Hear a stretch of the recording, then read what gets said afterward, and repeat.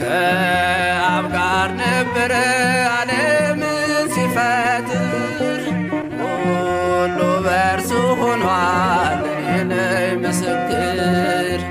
በ6 ወር ዕድሜ እኔ በልጠዋለሁ በማህፀን ሳለ ለእርሱ ሰግጃለሁ